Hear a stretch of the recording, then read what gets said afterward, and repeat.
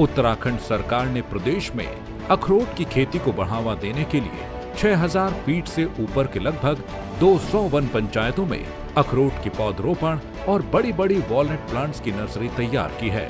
राज्य सरकार का लक्ष्य है पहाड़ के किसानों में आमदनी की वृद्धि और खुशहाली के नए रास्ते खुले। अल्मोड़ा, रानीखेत, गैरसैंण, कपकोट, मसूरी सहित कई इलाकों में उच्च क्वालिटी के अखरोट की पैदावार बढ़ाने के लिए उत्तराखंड जायका वानिकी परियोजना के साथ मिलकर प्रदेश सरकार बड़ी संख्या में किसानों को अखरोट की खेती से जोड़ रही है। हम इसलिए बढ़ा रहे हैं कि हमारी आमदनी बढ़े।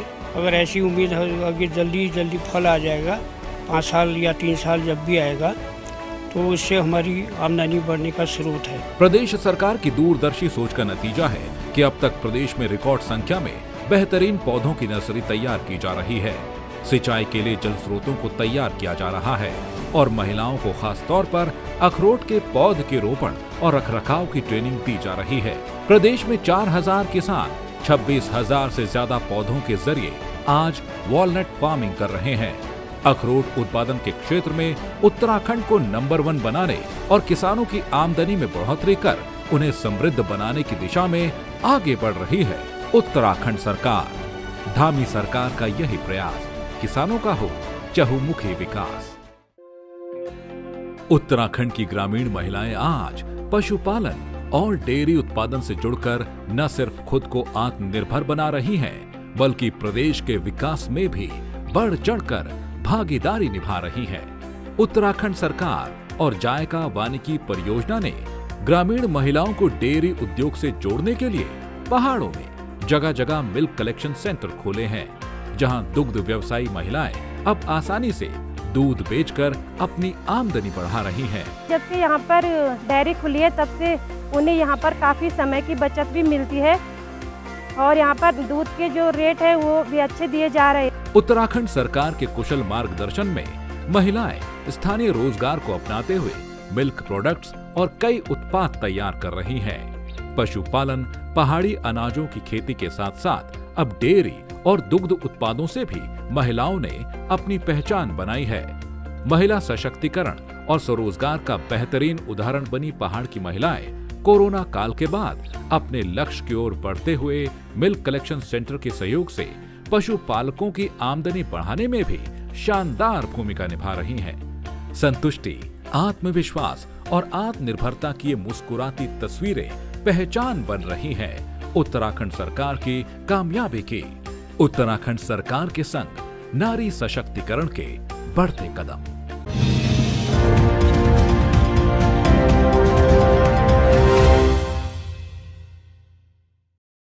नमस्कार, देवभूमि समाचारों में आप सभी का स्वागत है। मैं हूं आपके साथ रक्षंदा खान। आगे आप मेरे साथ देखेंगे उत्तराखंड की तमाम छोटी बड़ी खबरें विस्तार से, लेकिन सबसे पहले एक नजर हेडलाइंस पर।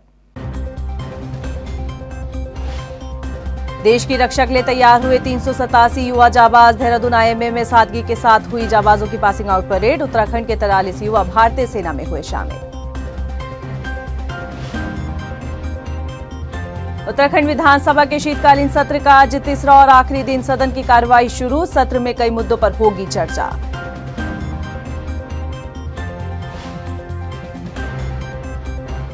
16 दिसंबर को राहुल गांधी के चुनावी दौरे की तैयारियों में जुटी कांग्रेस। पदाधिकारियों के कांधों पर भीड़ जुटाने का जिम्मा। टिकट की दावेदारी कर रहे दावेदारों के लिए भी अग्नि परीक्षा। और नानकमत्ता में बाघ के हमले से महिला की दर्दनाक मौत। हादसे के बाद क्षेत्र में दहशत का माहौल। आदमखोर बाघ के हमले से पहले भी कई बार जा चुकी है जाने। हेडलाइंस के बाद बुलेटिन में खबरें विस्तार से, और बात सबसे पहले भारतीय सैन्य अकेडमी की। भारतीय सैन्य अकेडमी में पासिंग आउट परेड के साथ ही आज भारतीय थल सेना को 319 युवा जाबाज मिल चुके हैं। इसके साथ ही मित्र देशों के 68 कैडेट भी पास आउट हुए हैं। राष्ट्रपति रामनाथ कोविंद ने बतौर निरीक्षक अधिकारी परेड की समीक्षा की और पास आउट हुए जेंटलमैन कैडेट से सलामी ली। उनके साथ ही commandant lieutenant general Harinder Singh और सॉर्ड ऑफ ऑनर विजेता अनमोल गुरुंग भी मौजूद रहे। कोविड-19 संक्रमण को देखते हुए इस बार भी परेड के दौरान हर स्तर पर बेहद सतर्कता बरती गई है। इसके साथ ही सीडीएस बिपिन सिंह रावत के निधन पर राजकीय शोक के चलते पीओपी को बड़ी सादगी के साथ आयोजित किया गया है। इस मौके पर सीएम पुष्कर सिंह धामी भी मौजूद रहे। उत्तराखंड विधानसभा के शीतकालीन सत्र का आज तीसरा और आखिरी दिन है। सदन की कार्यवाही शुरू हो चुकी है और कई मुद्दों पर आज चर्चा होगी। बीते रोज सत्र में वित्तीय वर्ष 2021-22 का भी दूसरा अनुपूरक बजट पेश किया गया था। इसके अलावा सरकार ने उत्तराखंड चारधाम देवस्थानम प्रबंधन बोर्ड को खत्म करने के लिए भी सदन में विधेयक भी पेश किया था। वहीं सत्र के दौरान विपक्ष ने बेरोजगारी के साथ ही कई मुद्दों को लेकर सरकार को घेरा और इसके साथ ही आपको जानकारी दे देते हैं कि नेता प्रतिपक्ष प्रीतम सिंह ने कहा है कि मुख्यमंत्री पुष्कर सिंह धामी को अपना इस्तीफा दे देना चाहिए। साथ ही उन्होंने कहा है सरकार को नेता प्रतिपक्ष ने कई मुद्दों पर घेर कर ये बात कही।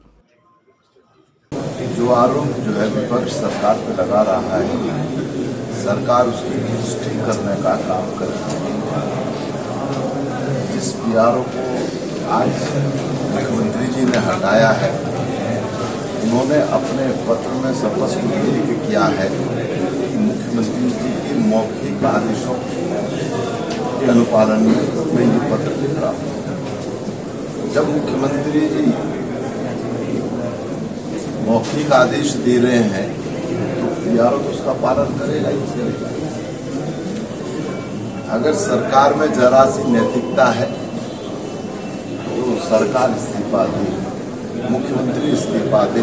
वहीं सीएम पुष्कर सिंह धामी के पीआरओ नंदन सिंह बिष्ट को सीज वाहनों को छुड़ाने के लिए एसपी को लेटर लिखना इतना भारी पड़ा कि पीआरओ नंदन सिंह बिष्ट को सस्पेंड कर दिया गया है। दरअसल सीएम पुष्कर सिंह धामी के पीआरओ नंदन सिंह बिष्ट ने बागेश्वर की पुलिस अधीक्षक को अपने लेटर हेड पर एक पत्र लिखकर सीएम के मौखिक आदेश का हवाला देते हुए पुलिस के पकड़े गए 3 वाहनों का चालान निरस्त करने की बात कही थी और उनका ये लेटर सोशल मीडिया पर खूब वायरल हो रहा है।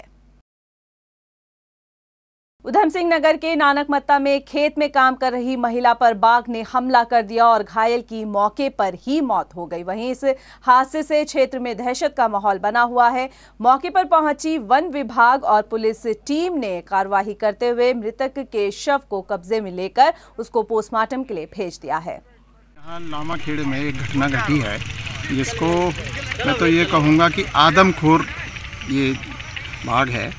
इसको निश्चित रूप से क्या नाम वन विभाग को आदमखोर घोषित करना चाहिए और पकड़ना चाहिए या फिर इसका इंतज़ाम करना चाहिए।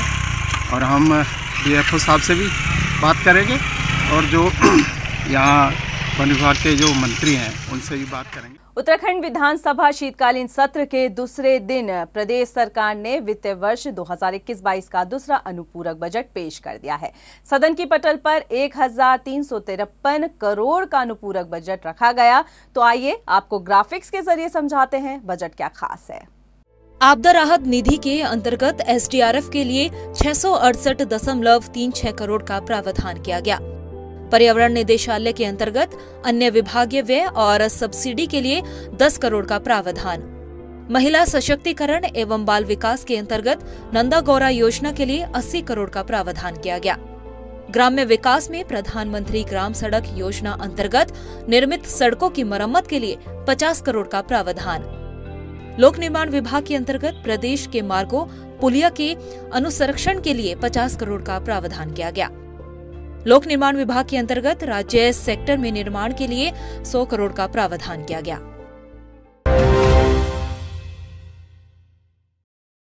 उत्तराखंड विधानसभा के शीतकालीन सत्र में बीते रोज रोजगार और सुरक्षा कानून के मुद्दे को लेकर विपक्ष ने सदन में जमकर हंगामा काटा, तो वहीं सत्ता और विपक्ष के बीच तीखी नोकझोंक भी देखी गई। एक रिपोर्ट। जिस बात का अंदेशा था सदन में हुआ भी कुछ ऐसा ही। विधानसभा के शीतकालीन सत्र के दूसरे दिन रोजगार के मुद्दे पर विपक्ष ने जमकर हंगामा किया। और प्रदेश की बिगड़ती कानून व्यवस्था के परिप्रेक्ष्य में है। सदन की कार्यवाही शुरू होते ही विपक्ष ने प्रदेश में बिगड़ती कानून व्यवस्था का मसला उठाया। इस मसले पर पीठ ने नियम 58 के तहत चर्चा की मांग को मंजूरी दी। इसके बाद शुरू हुए प्रश्नकाल के दौरान विधायक काजी निजामुद्दीन के रोजगार से संबंधित सवाल पर पक्ष की तरफ से हरक सिंह रावत उलझते दिखाई दिए और वो विपक्ष को संतुष्ट जवाब नहीं दे पाए। 14 प्रदेश ऐसे हैं हमारे देश के जहां बेरोजगारी दर डबल डिजिट में है। इस डबल इंजन की सरकार ने हमारे उत्तराखंड के खूबसूरत शांत प्रदेश को बेरोजगारी दर डबल डिजिट में देने का काम किया। और आंकड़े जो उन्होंने पेश किए माननीय नेता प्रतिपक्ष ने पूर्व अध्ययन करके वो रखे हैं, वो हम आपके सामने भी रख रहे हैं। ये इंजीनियरों से, डिप्लोमा होल्डर्स से, ITI किए हुए, ग्रेजुएट, पोस्ट ग्रेजुएट, PhD किए हुए लोगों से ई रिक्शा चलाने की बात करती है। और ये सरकार सदन में हंसी का माहौल बेरोजगारी पर बनाकर ये कहना चाहती है कि आंकड़ों के चक्कर में मत पड़ो। बेरोजगारी के मुद्दे पर नेता प्रतिपक्ष प्रीतम सिंह ने पक्ष को घेरते हुए कहा कि सदन में रोजगार से संबंधित जो आंकड़े पेश किए गए हैं वो जनता को गुमराह करने वाले हैं। इस पर सत्ता और विपक्ष के बीच तीखी नोकझोंक भी हुई। पक्ष के जवाब में विपक्ष संतुष्ट नहीं दिखा और सदन से वॉकआउट कर दिया। मैं इसलिए इस बात को कह रहा हूं कि जब 22/12/2020 को हमने बेरोजगारी के परिप्रेक्ष्य में कार्य स्थगन प्रस्ताव लाया, उस समय संसदीय कार्य मंत्री जी जवाब देते हैं कि हमने 10 लाख लोगों को रोजगार दिया है। और उसके बाद 4/3/2021 को जब हमने दोबारा बेरोजगारी के परिप्रेक्ष्य में कार्य स्थगन प्रस्ताव लाया, तब सरकार कहती है कि हमने 7 लाख लोगों को रोजगार दिया है। चुनाव से पहले आखिरी विधानसभा सत्र में विपक्ष की सरकार को घेरने की रणनीति काम आती दिखाई दी तो सत्ता पक्ष के विधायकों की आधी अधूरी तैयारी उन पर भारी पड़ती नजर आई। कुल मिलाकर सदन का दूसरा दिन हंगामेदार रहा, विपक्ष पक्ष पर भारी पड़ता नजर आया। टाइम टीवी के लिए देहरादून से आशीष तिवारी की रिपोर्ट। वहीं सदन में विपक्ष द्वारा रोजगार के मुद्दे पर खड़े किए गए सवालों पर पक्ष की तरफ से कैबिनेट मंत्री हरक सिंह रावत ने जवाब पेश किया। मीडिया को आंकड़े गिनाते हुए हरक सिंह रावत ने कहा कि रोजगार को लेकर उत्तराखंड राज्य पहले से कई मुकाबले अच्छे मुकाम पर पहुंचा है। उन्होंने कहा सरकार की तरफ से पेश किए गए आंकड़ों में किसी तरह की कोई गलती नहीं है। 27 राज्यों में बेरोजगारी की जो दर, जिन 6 राज्यों में सबसे कम बेरोजगारी की दर है उनमें उड़ीसा नंबर 1 पर है। 0.6% बेरोजगारी है उड़ीसा में। सबसे कम बेरोजगारों की संख्या उड़ीसा में है। गुजरात में 1.4% बेरोजगारी की दर है। मध्य प्रदेश में 1.7% है। छत्तीसगढ़ में 1.8% है। कर्नाटक में 2.8% है और उत्तराखंड में 3.1% है। तो ये जो 6 राज्य सबसे कम बेरोजगारी वाले राज्य हैं, उनमें उत्तराखंड का 6वें नंबर पे। बाकी सारे राज्यों में, जिस तरह मैंने राजस्थान का जिक्र किया है, राजस्थान में जो सबसे अधिक बेरोजगारी वाले राज्य हैं उनमें हरियाणा, जम्मू कश्मीर और राजस्थान का 20.4% बेरोजगारी की दर है। तो ये बिल्कुल आंकड़े उनके कहने से नहीं होता है। 16 दिसंबर को राहुल गांधी के उत्तराखंड दौरे की तैयारियों में जुटी कांग्रेस जी जान से लगी नजर आ रही है और कोशिश यही है कि हाल ही में हुई प्रधानमंत्री नरेंद्र मोदी की रैली में उमड़ी भीड़ से ज्यादा जनता की आमद जुटाने की पार्टी ने लक्ष्य रखा है और इसी के साथ बाकायदा जिम्मेदारी भी तय की गई है। एक रिपोर्ट। उत्तराखंड में चल रहे चुनावी मौसम में सियासत के अलग अलग रंग दिखाई दे रहे हैं। हाल ही में प्रधानमंत्री नरेंद्र मोदी की रैली में देहरादून में जुटी भीड़ का जवाब देने के लिए कांग्रेस भी तैयार है। 16 दिसंबर को उत्तराखंड दौरे पर आ रहे राहुल गांधी देहरादून के परेड ग्राउंड में चुनावी जनसभा को संबोधित करेंगे। सब कुछ ठीक वैसा ही रहेगा जैसे बीजेपी की रैली में देखने को मिला। बस फर्क इतना होगा कि प्रधानमंत्री मोदी की जगह उस दिन मैदान में राहुल गांधी कांग्रेस के लिए चुनावी हुंकार भरेंगे। राहुल गांधी की रैली को सफल बनाने के लिए कांग्रेस ने जिम्मेदारियां भी तय कर दी हैं। राहुल गांधी की चुनावी जनसभा में उत्तराखंड के लोक संस्कृति के रंग भी दिखाई देंगे। तो रैली में भीड़ जुटाने के लिए कांग्रेस ने सभी पदाधिकारियों, टिकट दावेदारों को भीड़ जुटाने का लक्ष्य सौंप दिया है। प्रदेश उपाध्यक्ष जोत सिंह बिष्ट को सभी व्यवस्थाओं की देखरेख की जिम्मेदारी सौंपी गई है। वहीं कांग्रेस की तरफ से पार्टी की वरिष्ठ महिला पदाधिकारियों को निर्देश दिए गए कि वो पारंपरिक वेशभूषा में ही अपनी टीम साथ लाएं। इस पर गढ़वाल मंडल मीडिया प्रभारी गरिमा मेहरा दसौनी ने अपनी सहमति जताई है। राहुल गांधी की उत्तराखंड में चुनावी रैली और जनसभा दोनों को सफल बनाने के कांग्रेस दावे तो खूब कर रही है। रैली में भीड़ जुटाने के लिए पदाधिकारियों के कंधों पर जिम्मेदारी भी दे दी गई है। वहीं टिकट की मांग कर रहे दावेदारों के लिए भी ये किसी अग्नि परीक्षा से कम नहीं होगा। इन सब के बीच खास ये भी रहने वाला है कि उत्तराखंड आ रहे राहुल गांधी प्रदेश की आवाम के लिए क्या कुछ खास अपने संबोधन में रखेंगे। राहुल गांधी प्रधानमंत्री की रैली की छोड़ी छाप को लोगों के जहन से हटाने में कामयाब होंगे, ये देखना भी दिलचस्प रहेगा। टाइम टीवी के लिए देहरादून से bureau report. Uttarakhand power corporation limited ने नवंबर में राजस्व वसूली का रिकॉर्ड कायम किया है। विभाग ने नवंबर में 618 करोड़ का लक्ष्य हासिल कर 620 करोड़ की राजस्व वसूली की है। ये राजस्व वसूली अक्टूबर के मुकाबले 45% अधिक है। प्रबंधक निदेशक अनिल कुमार ने कहा कि उन्होंने यह वसूली अपने सहयोगी कर्मचारियों के बल पर की है और आगे भी विभाग हर क्षेत्र में बेहतर प्रदर्शन करता रहेगा। हमने वीडियो कॉन्फ्रेंसिंग के माध्यम से समस्त एग्जीक्यूटिव इंजीनियर एवं उसके उच्च अधिकारी डायरेक्टर लेवल तक सभी को एक पटल पर ला करके डिस्कस किया और तय किया गया कि किसी भी कीमत पर चाहे जितना भी प्रयास करना पड़े 100% बिजली की विद्युत राजस्व वसूली करेंगे। और सराहनीय प्रयास किया हमारी टीम ने और 618 करोड़ के अगेंस्ट 620 करोड़ रुपए का राजस्व वसूली करके दिखाया है। फिलहाल बुलेटिन में इतना ही, मुझे दीजिए इजाजत। देश की रक्षा के लिए तैयार हुए 387 युवा जाबाज। देहरादून आईएमए में सादगी के साथ हुई जाबाजों की पासिंग आउट परेड। उत्तराखंड के 43 युवा भारतीय सेना में हुए शामिल। उत्तराखंड विधानसभा के शीतकालीन सत्र का आज तीसरा और आखिरी दिन सदन की कार्रवाई शुरू। सत्र में कई मुद्दों पर होगी चर्चा।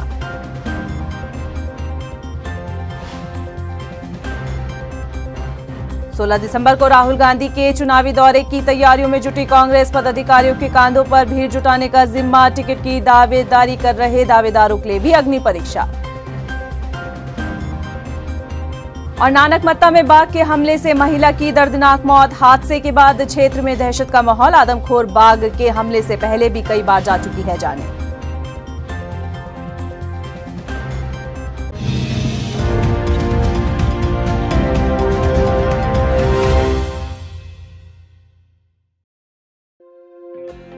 उत्तराखंड की ग्रामीण महिलाएं आज पशुपालन और डेयरी उत्पादन से जुड़कर न सिर्फ खुद को आत्मनिर्भर बना रही हैं, बल्कि प्रदेश के विकास में भी बढ़ चढ़कर भागीदारी निभा रही हैं। उत्तराखंड सरकार और जायका वानिकी परियोजना ने ग्रामीण महिलाओं को डेयरी उद्योग से जोड़ने के लिए पहाड़ों में जगह जगह मिल्क कलेक्शन सेंटर खोले हैं, जहां दुग्ध व्यवसायी महिलाएं अब आसानी से दूध बेचकर अपनी आमदनी बढ़ा रही हैं। जब से यहाँ पर डेयरी खुली है तब से उन्हें यहाँ पर काफ़ी समय की बचत भी मिलती है और यहाँ पर दूध के जो रेट है वो भी अच्छे दिए जा रहे हैं। उत्तराखंड सरकार के कुशल मार्गदर्शन में महिलाएं स्थानीय रोजगार को अपनाते हुए मिल्क प्रोडक्ट्स और कई उत्पाद तैयार कर रही हैं। पशुपालन, पहाड़ी अनाजों की खेती के साथ साथ अब डेयरी और दुग्ध उत्पादों से भी महिलाओं ने अपनी पहचान बनाई है। महिला सशक्तिकरण और स्वरोजगार का बेहतरीन उदाहरण बनी पहाड़ की महिलाएं कोरोना काल के बाद अपने लक्ष्य की ओर बढ़ते हुए मिल्क कलेक्शन सेंटर के सहयोग से पशुपालकों की आमदनी बढ़ाने में भी शानदार भूमिका निभा रही हैं। संतुष्टि, आत्मविश्वास और आत्मनिर्भरता की ये मुस्कुराती तस्वीरें पहचान बन रही हैं उत्तराखंड सरकार की कामयाबी की। उत्तराखंड सरकार के संग नारी सशक्तिकरण के बढ़ते कदम। उत्तराखंड के ग्रामीण युवाओं और महिलाओं को स्वरोजगार से जोड़ने के लिए राज्य सरकार जैविक शहद उत्पादन को बढ़ावा दे रही है। न्याय पंचायत स्तर पर मधु ग्राम बनाने की ओर आगे बढ़ रही उत्तराखंड सरकार राज्य में फल, सब्जी, फूलों की खेती के साथ ही शहद उत्पादन के जरिए किसानों की आर्थिकी भी मजबूत बना रही है। मधुमक्खी के जो बॉक्स हैं हमें घर आके सरकार द्वारा दिए गए, लाभदायक है ये और बड़ा महंगा बिकता भी है बाजार में। नरेंद्र नगर की सकलाना रेंज हो या अल्मोड़ा में रानीखेत के किसान मधुमक्खी पालन और शहद उत्पादन से जुड़कर ये मौन पालक आज राज्य सरकार की योजनाओं का लाभ उठाते हुए खुद को आत्मनिर्भर बना रहे हैं। समृद्धि की मिठास इनके मुस्कुराते चेहरों पर दिखाई दे रही है। उत्तराखंड में 6000 से अधिक मौन पालक सालाना 2200 मीट्रिक टन शहद का उत्पादन सालाना उत्तराखंड से 200 करोड़ का शहद निर्यात, उत्तराखंड सरकार प्रत्येक जिलों में बना रही मधुग्राम, किसानों को आदर्श मधुमक्खी पालन, ऋतुवार प्रबंधन, मधुमक्खी पालन में समस्या और समाधान, डंक रहित मधुमक्खी पालन पर ट्रेनिंग दी जा रही है। प्रदेश के किसानों ने समृद्धि का जो सपना अपनी खुली आंखों में संजोया है, उसको आज उत्तराखंड सरकार साकार कर रही है। स्वरोजगार ने खोले समृद्धि के द्वार, उम्मीदों के पथ पर उत्तराखंड सरकार।